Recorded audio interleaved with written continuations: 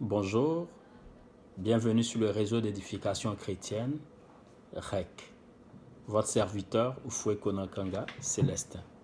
Il me fait plaisir ce matin de pouvoir partager avec vous la parole de Dieu.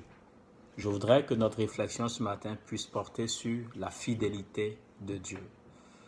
L'on est à remarquer que lorsqu'on parle souvent de fidélité de Dieu, l'on a l'impression que la fidélité de Dieu n'est manifeste que lorsque nous sommes dans l'abondance. Bien au contraire, cette fidélité se manifeste aussi lorsque nous sommes dans la disette. Lorsque nous sommes bien portants ou lorsque nous sommes malades, la fidélité de Dieu est présente et elle est manifeste. Je voudrais aujourd'hui que nous puissions regarder cette fidélité-là à travers la vie de trois jeunes gens. Shadrach, Meshach et Abednego. Comment Dieu a été fidèle dans leur vie lorsqu'ils passaient par des moments de trouble. Pour situer notre texte, qui se trouve dans le livre de Daniel, au chapitre 3, mais souffrez que nous ne puissions pas lire le chapitre parce qu'il est long, mais je vais le résumer pour nous permettre de comprendre. D'abord, il faut comprendre que le peuple juif a été déporté donc à Babylone, sous le roi Nebuchadnezzar. Donc Shadrach, Meshach, Abednego, compagnons de Daniel, avaient été déportés aussi. La Bible déclare que le roi Nebuchadnezzar avait souhaité que des jeunes Hébreux puissent être mis à part pour contribuer à la marche du royaume. Donc il fallait que ces jeunes gens puissent être enseignés, formés selon les règles du royaume. C'est ainsi que Daniel et ses compagnons vont décider de ne pas se souiller avec les mets du roi. Quand bien même que ces mets étaient riches en éléments nutritifs, c'était des mets du roi. Donc imaginons la qualité de ces mets-là.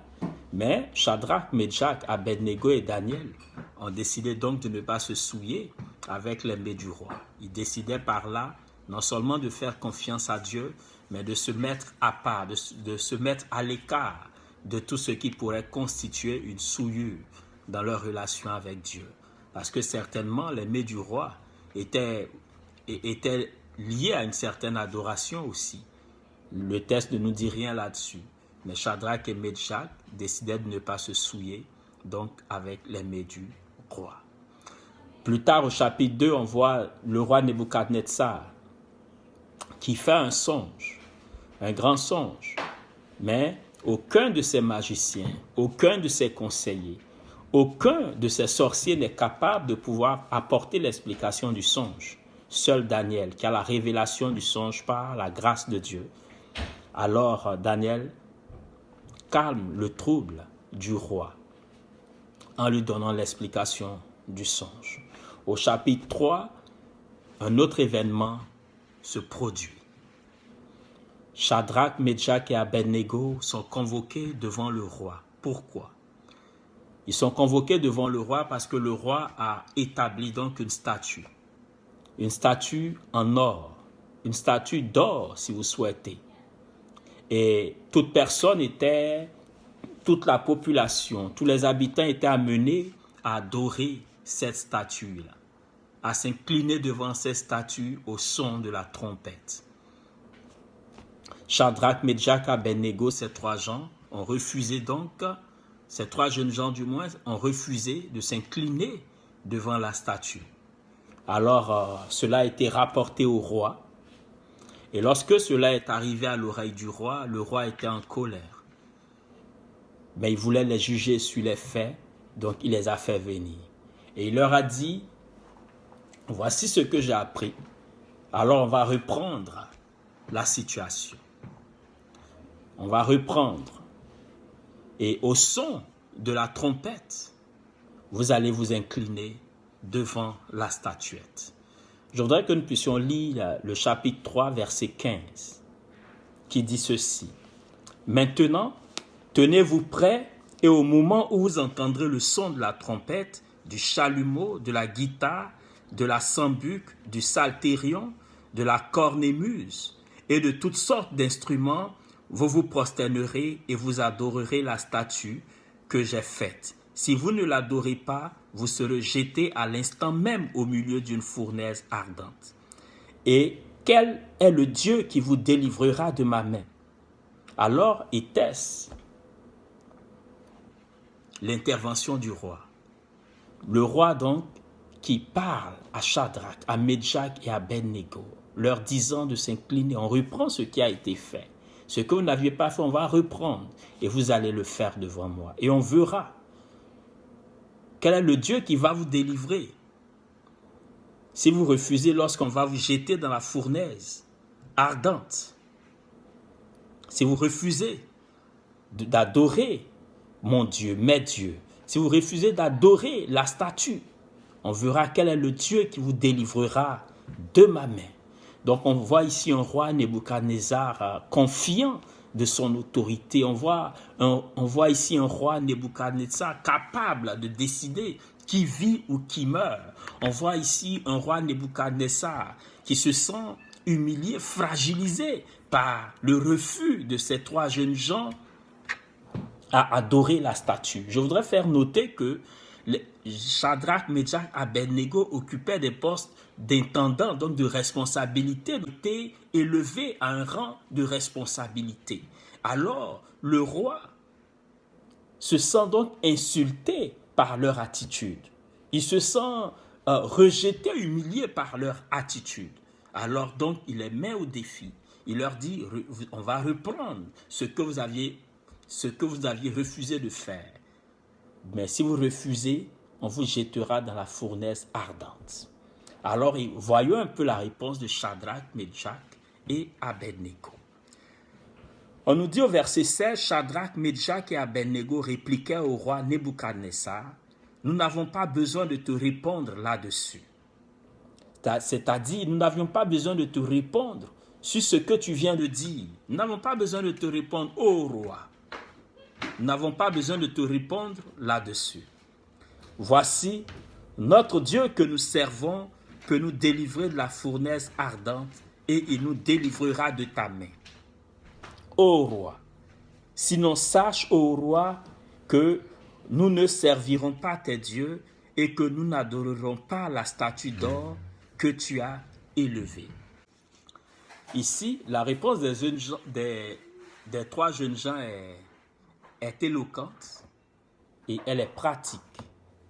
Ils répondent directement au roi pour leur dire, sur les éléments sur lesquels tu as parlé, nous n'avons pas besoin de te répondre là-dessus. Mais ce que nous savons, c'est que notre Dieu est capable de nous délivrer de la fournaise ardente. Et il est capable de nous délivrer de tes mains, ô roi. Sache que nous n'allons pas adorer tes dieux. Donc ici, la chose était claire pour Méshach, Shadrach et Abednego. La réponse était claire. S'incliner devant la statue équivalait à l'adoration d'autres dieux. Par conséquent, à renier leur Dieu. Alors ils disent au roi, nous n'allons pas nous incliner pour adorer tes dieux. Nous n'allons pas nous incliner pour adorer tes dieux. Shadrach, Méshach et Abednego donc venaient ainsi de défier, sans le dire, le roi ou les dieux du roi. On nous dit au verset 19, on dit, sur quoi Nebuchadnezzar fut rempli de fureur et il changea de visage en tournant ses regards contre Shadrach, Méshach et Abednego. Il reprit la parole et ordonna de chauffer la fournaise 7 fois, plus qu'il ne convenait de la chauffer. Donc ici, on voit un roi en colère, un roi furieux, impétueux, portant un regard méchant à l'endroit de ces trois jeunes gens. Et le summum de cette colère, il est en train de leur dire de faire chauffer 7 fois la fournaise ardente. Donc si elle chauffait certainement, permettez que je fasse un petit calcul, si elle chauffait peut-être à 100 degrés, on va la multiplier par 7 pour faire 700 degrés. Donc imaginez imaginez la chaleur forte qu'il y avait dans cette fournaise ardente.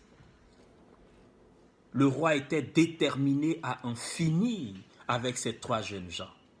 Pourquoi? Parce qu'ils avaient simplement refusé d'adorer un autre Dieu. Parce qu'ils avaient pris l'engagement d'adorer seulement l'Éternel des armées, d'adorer seulement le vrai Dieu. Où était donc la fidélité de Dieu dans cette situation? Shadrach, Meshach et Abednego savaient que malgré les menaces du roi, malgré la fournaise ardente, leur Dieu était fidèle. La Bible déclare qu'ils étaient intendants dans d'autres provinces, c'est-à-dire qu'ils avaient des responsabilités, ils avaient de l'autorité, ils avaient des biens, mais ils n'ont pas regardé à cela. Ils ont regardé à la fidélité de Dieu dans la détresse. Ils ont regardé à la fidélité de Dieu dans ces difficultés par lesquelles ils passaient. Le texte ne nous parle pas des émotions qu'ils avaient, mais le texte nous parle de la foi et de la confiance qu'ils avaient dans leur Dieu. Certainement, toi aussi,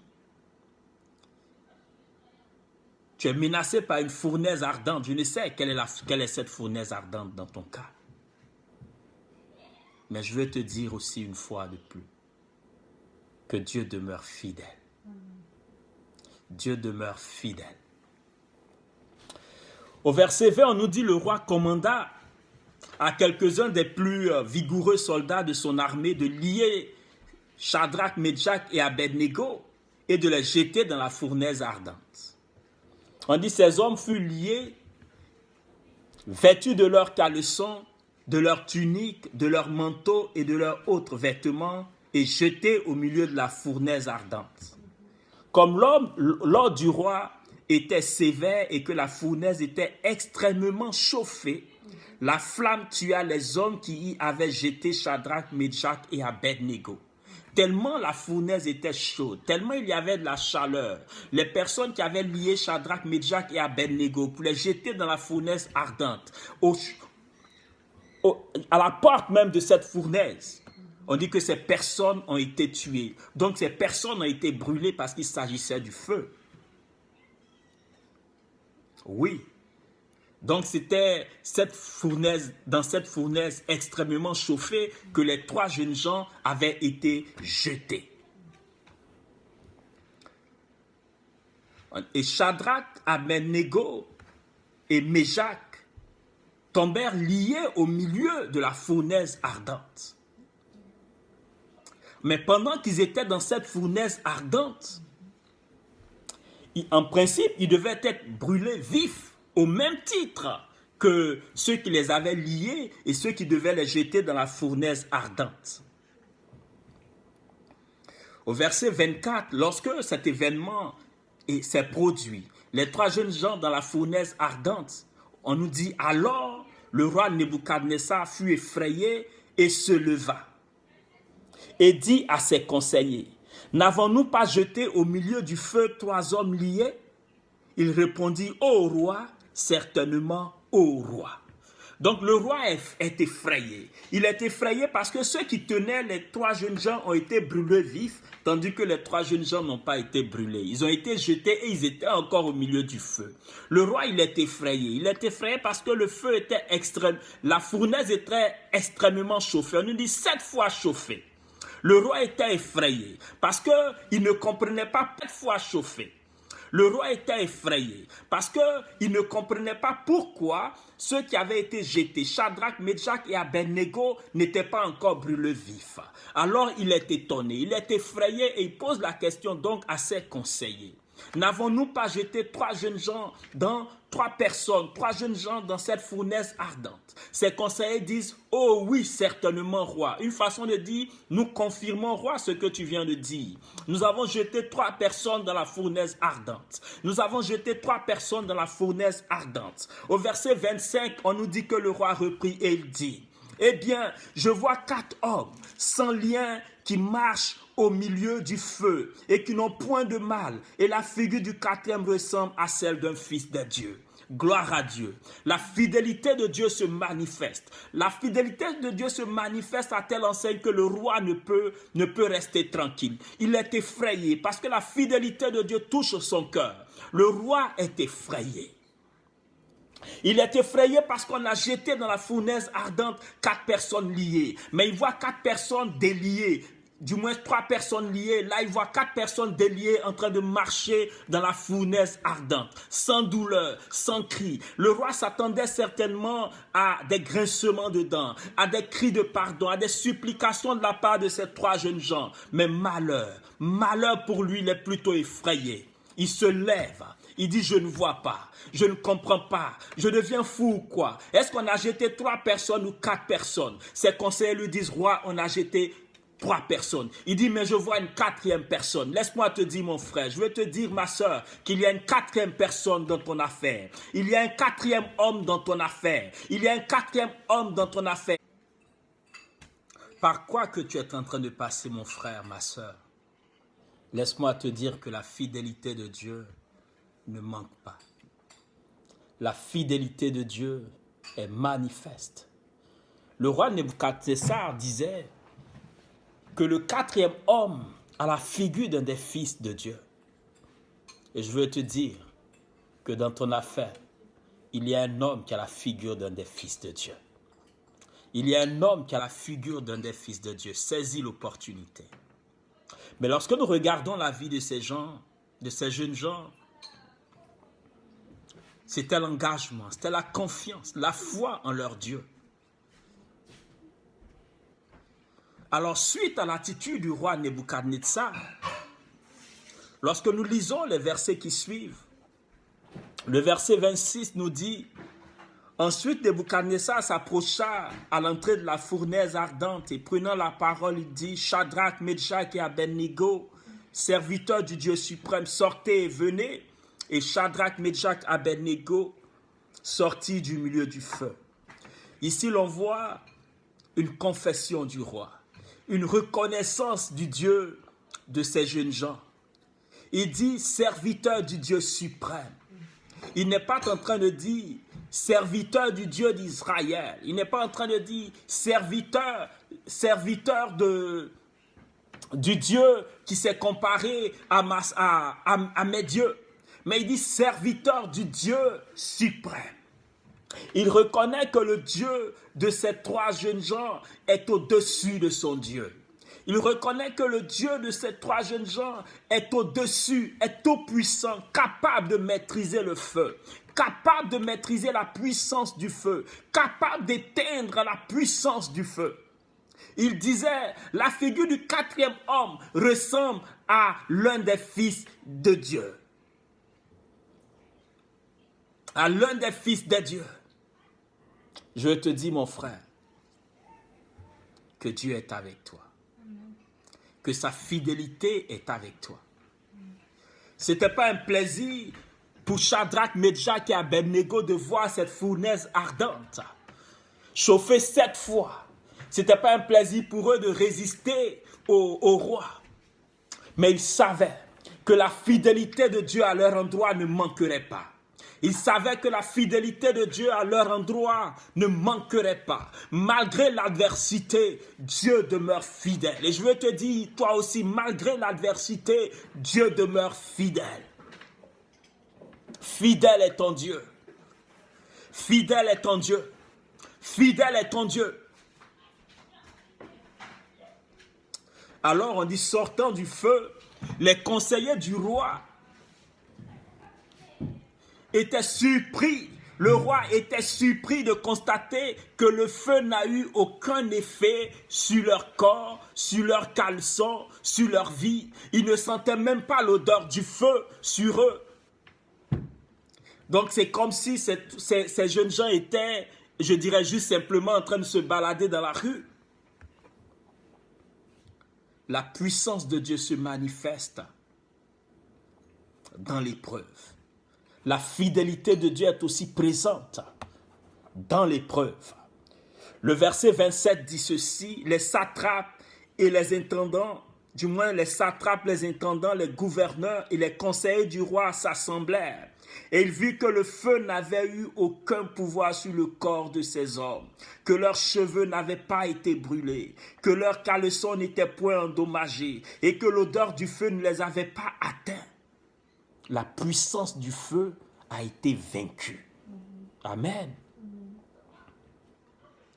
L'ardeur du feu, la fureur du feu a été vaincue. Parce que le quatrième homme qui était avec eux avait le pouvoir de maîtriser le feu. Et certainement, toi aussi, tu te poses mille et une questions par rapport à la situation par laquelle tu es en train de passer. Mais je vais te dire, mon frère, que Dieu demeure fidèle. Que sa fidélité à ton endroit sera manifeste. Alors Nebuchadnezzar prit la parole et dit, au verset 28, « Béni soit le Dieu de Shadrach, de Méshach et d'Abednego. » Béni soit ce Dieu-là, ce Dieu qui est un Dieu suprême. Et il ajoute, « Lequel a envoyé son ange et délivré ses serviteurs qui ont eu confiance en lui et qui ont violé l'ordre du roi et livré leur corps plutôt que de servir et d'adorer aucun autre Dieu que leur Dieu. » Nebuchadnezzar comprend l'attitude tranchée de ces jeunes gens. Et il fait ressortir l'élément qui marqua leur attitude. La confiance en leur Dieu. Faisons une confiance à notre Dieu. Sommes-nous pas en train de jeter des regards inquiets lorsque nous passons par une épreuve quelconque? Où est donc leur Dieu, certainement, lorsqu'on les liait et qu'on les jetait dans la fournaise ardente? Les conseillers, les satrapes, les magiciens du roi étaient en train de dire, mais où est donc leur Dieu pour lequel ils ont refusé d'adorer la statue du roi? Mais Shadrach, Méshach et Abednego, dans leur fort intérieur, unis dans leur foi, étaient en train de dire, oui, le roi Nebuchadnezzar a confessé que ces jeunes gens avaient accepté d'obéir à leur Dieu que d'obéir aux règles, aux lois du roi. Parce qu'ils avaient confiance en leur Dieu. Ils n'avaient pas de crainte pour leur corps, pour leur vie. Ils se disaient qu'il fallait qu'ils adorent Dieu jusqu'à la mort. Fallait qu'ils meurent dans l'adoration de leur Dieu. Ils ne voulaient pas se compromettre avec l'adoration d'autres dieux pour sauver leur vie. Oui, Nebuchadnezzar confesse cela. Shadrach, Méshach et Abednego avaient confiance en leur Dieu. Ils avaient confiance en la fidélité de Dieu. Et cela marqua le roi. Cela marqua le roi à telle enseigne que dans les versets suivants, il va prendre un décret. Et je veux lire le décret du roi. À partir du verset 29. Il dit, voici maintenant l'ordre que je donne. Tout homme à quelque peuple, nation ou langue, qu'il appartienne, qui parlera mal du Dieu de Shadrach, de Méshach et d'Abednego sera mis en pièces et sa maison sera réduite en tas d'immondices, parce qu'il n'y a aucun autre Dieu qui puisse délivrer comme lui. Il confesse que le Dieu de ces jeunes gens est un Dieu qui délivre puissamment. Et après cela, on nous dit le verset 30, le roi fit prospérer Shadrach, Méshach et Abednego dans la province de Babylone. Donc le roi les éleva. Après la démonstration de la puissance de leur Dieu, le roi les élève. Mais quel était le secret de ces jeunes gens? La foi en leur Dieu. La confiance en leur Dieu. Ils espéraient, ils avaient la confiance en la fidélité de Dieu. Ils avaient compris que la fidélité de Dieu pour eux n'était pas seulement présente quand ils étaient dans l'abondance, mais elle était aussi présente quand ils étaient dans l'adversité. Et dans l'adversité, sachant que Dieu, leur Dieu, est fidèle, ils ont dit jusqu'au bout avec notre Dieu. Ce soir, je veux te dire aussi, quelle que soit l'adversité que tu peux connaître, jusqu'au bout avec ton Dieu, car il est fidèle. Jusqu'au bout avec ton Dieu, car il est fidèle. Certainement, toi qui m'écoutes, tu n'as pas encore eu l'occasion de rencontrer ce Dieu-là.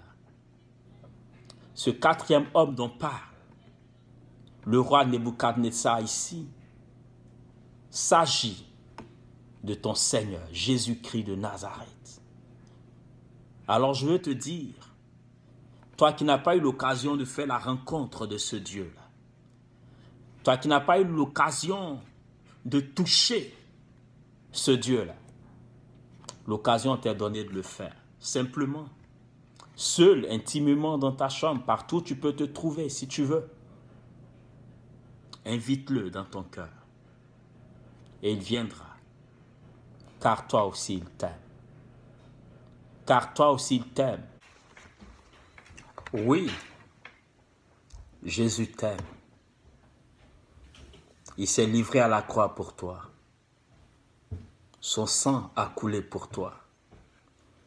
Il est venu afin que tu puisses avoir la vie et que tu l'aies de façon abondante. Oui, si tu entends sa voix aujourd'hui,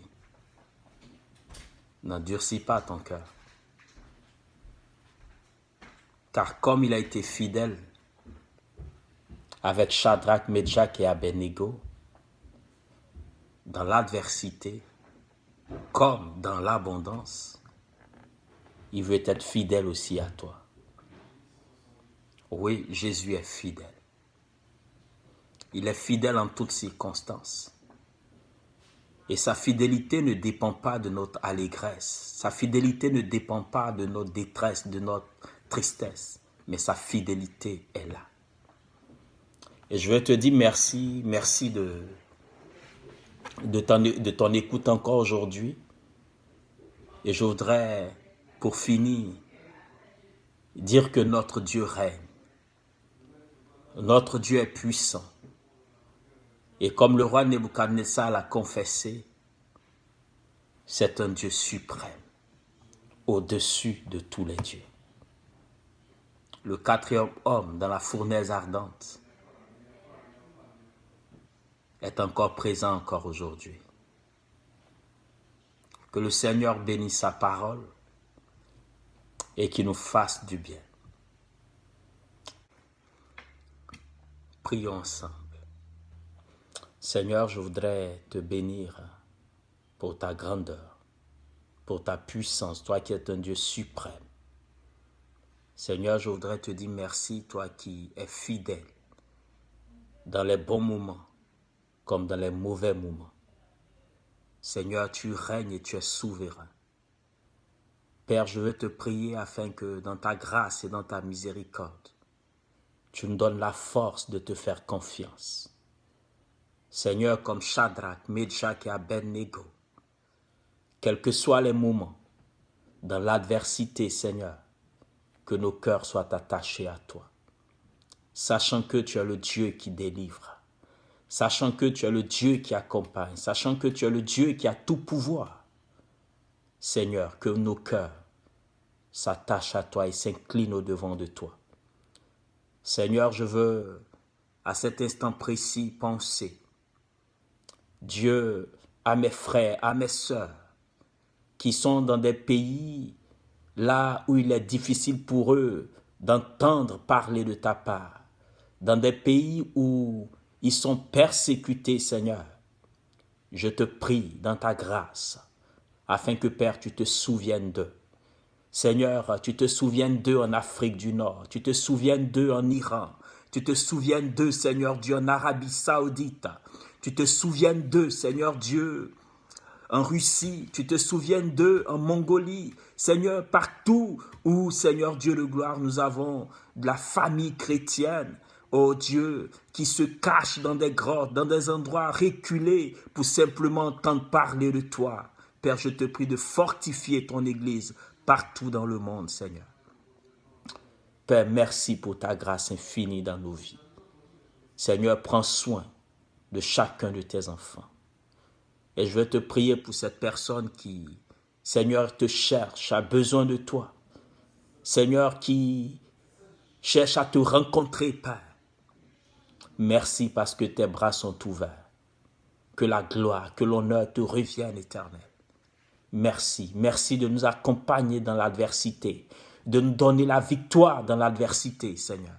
Toi qui règnes dans les cieux et sur la terre, au nom puissant de Jésus. Amen. Béni sois-tu, Seigneur. Merci, chers frères et sœurs, pour ces instants encore. Merci de partager cette vidéo. J'ai eu plusieurs personnes qui me demandaient si elles avaient la possibilité de partager la vidéo. Oui, vous pouvez la partager librement. Nous voulons faire connaître le Seigneur au travers de ce réseau. Donc, vous avez l'opportunité de la partager, de la faire connaître pour permettre à des personnes qui cherchent le Seigneur par quelque moyen que ce soit de pouvoir le rencontrer au travers de ce réseau-là, qui est votre réseau. Que le nom du Seigneur soit béni. Merci encore pour votre fidélité et à bientôt. Votre serviteur. Au revoir.